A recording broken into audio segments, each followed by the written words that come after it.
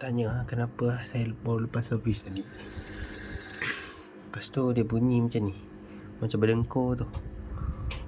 Rasa dia dari sini bunyi ni, tapi tak tahu lah sebab apa. Siapa-siapa boleh share macam mana solusinya. Assalamualaikum. Terima kasih. Nak tanya, tadi bunyi teruk lagi lah. Saya dah buka, saya dah alihkan blower ni ke kiri sikit, tapi dia still macam bunyi lagi lah. Sebab apa lah? Siapa-siapa boleh tolong bagi cadangan. Ni aircon media inverter 1.0. Tadi saya baru servis. Pada servis tu dia bunyi teruk lah, macam orang berdengkur, bunyi sak. Saya dah adjust blower ke kiri sikit, tapi dia still bunyi lagi lah. Dia tak teruk macam tadi. Macam mana lah nak kembalikan macam asal. Terima kasih tuan-tuan.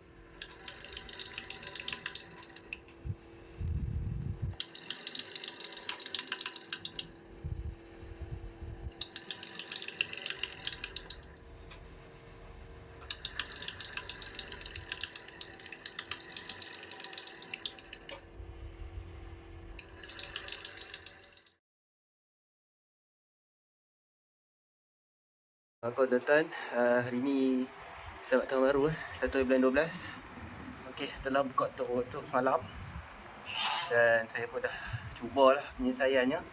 So aircon ni baru setahun, so tak logik lah kalau motor dia rosak. So saya suspect daripada sini lah, blower. Tadi saya dah pergi kedai spare part aircon kat Tandok Balok Star.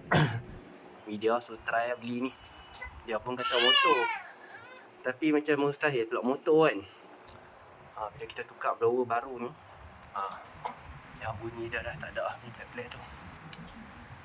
Sekian untuk maklumat lah kongsian kawan. Cumanya tipsnya kalau hangpa nak ni kan, nak screw balik lubang ni, janganlah pakai power tool. Kalau pakai tangan manual pun janganlah kuat-kuat sangat. Bila kuat, besi tu dia akan terplay out sikit, dia akan lari lah. Getah ni dia sebenarnya dia main.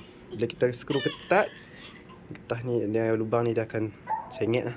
Dia akan belagar dengan shaft motor, shaft dalam tu. Ni dah okey lah. Okay. Sekian untuk perkongsian semua. Assalamualaikum. Terima kasih semua yang membantu.